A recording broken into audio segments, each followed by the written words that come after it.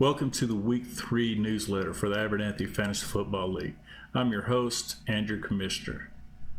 All right, let's get started with the Week 3 games of the week. And once again, we had a pair of games that I figure classify as games of the week. The first one is Scott Luker Steel Panthers against the defending champion Lopes, Chris's team. Steel Panthers beat them by just 2.25 points, 107.75 to 110. Very close game, and just barely closer than the second game of the week, which featured yours truly, Twin Terror, and the Soulless Gingers. Alan's team, Soulless Gingers, beat me 136.24 to 133.9, just a 2.34 point difference. I don't know how to describe the frustration it is to lose to a field goal kicker who kicks a 50-yard field goal and then a 66-yard field goal to beat me. Everybody just needs to get the love of their kickers out of their system this year.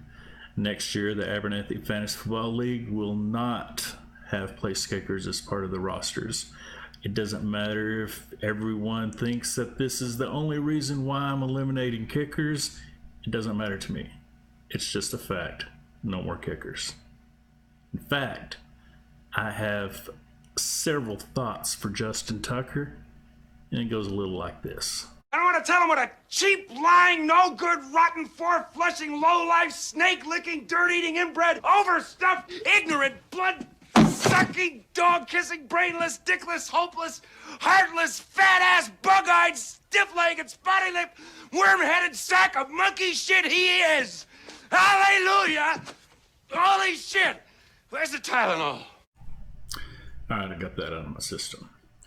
So let's take a look at the standings. Here in the oil division, you got a nice little race between Gaston's Tavern and Cowboys. But of course, the Patriots and Passwords Taco aren't out of it yet. No one is at this point. But if they don't get this under control, it's going to be hard for them to get caught back up. All right, in the Cotton Division, we have Diva Daughters and Steel Panthers and Electric Eagles all sitting at the top at 2-1.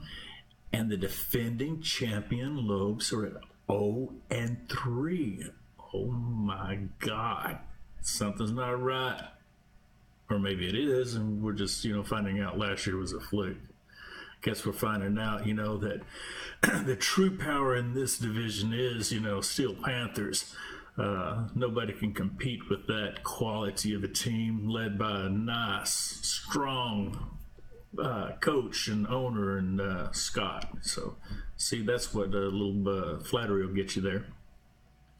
And of course, in the Cattle Division, we've got Lightning Storm sitting 3-0, the last undefeated team. Pretty impressive so far there, Chuck.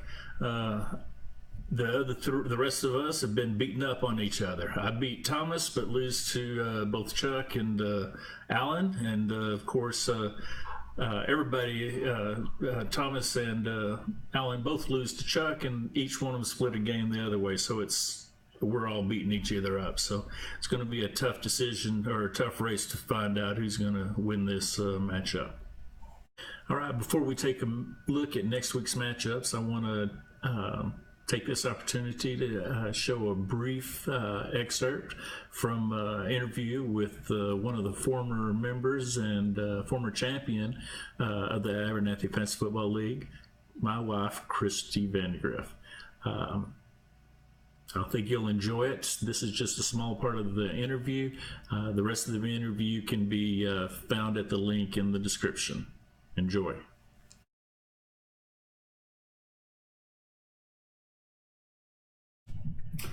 Hey guys, as you recognize our guest, this is former champion of the Abernathy Fantasy Football League, my wife, Christie Vandegrift.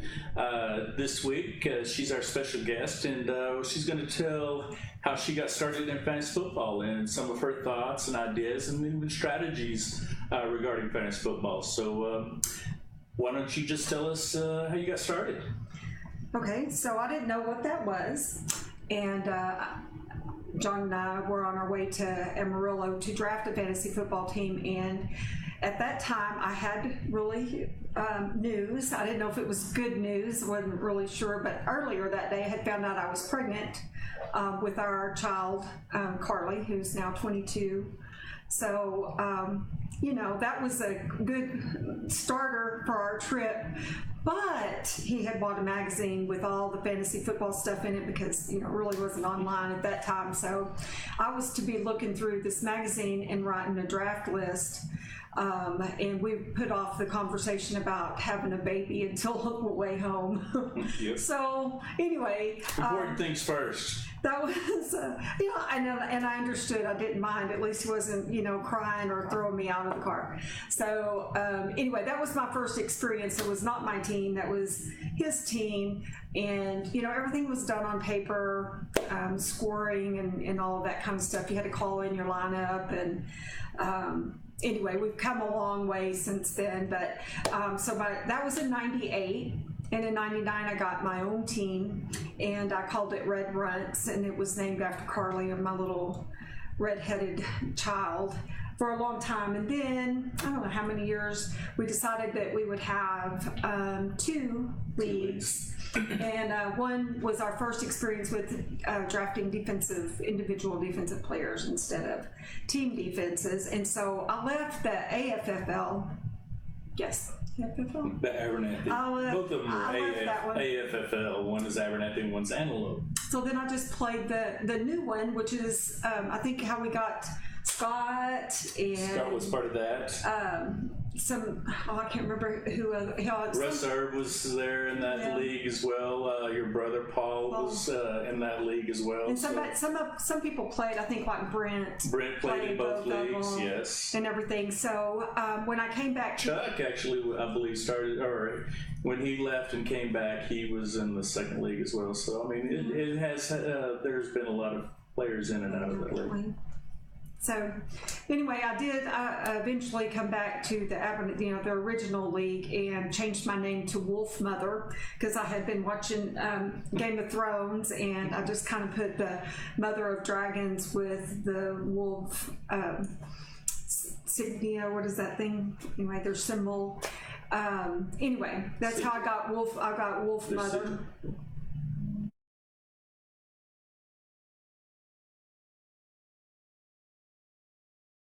All right, be sure to check out the rest of the interview. It's really interesting.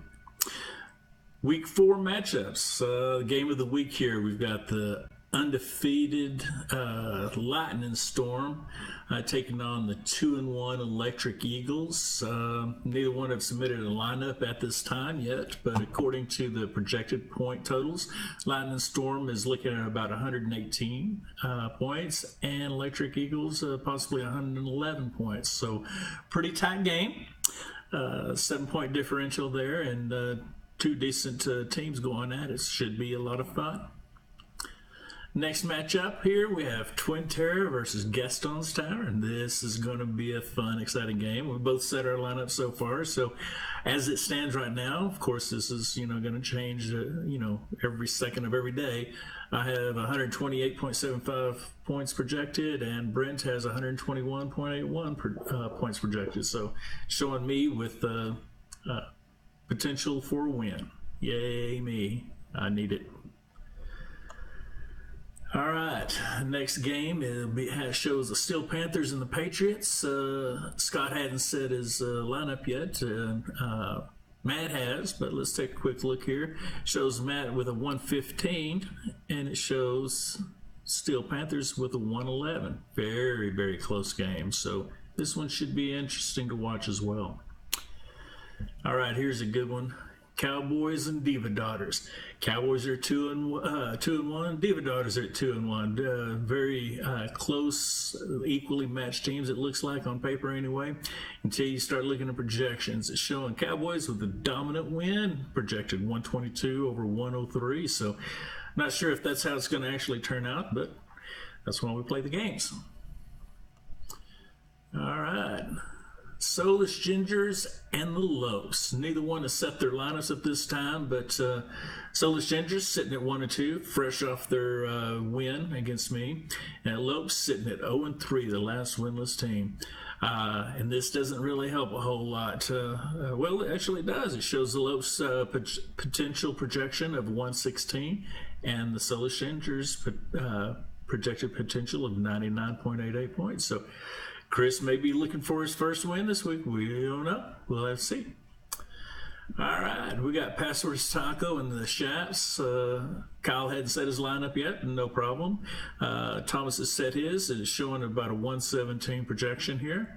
And Passwords Taco, Kyle is showing a 109, so he's going to have a little bit of a chore to, overcome that deficit. But it's all doable, all good.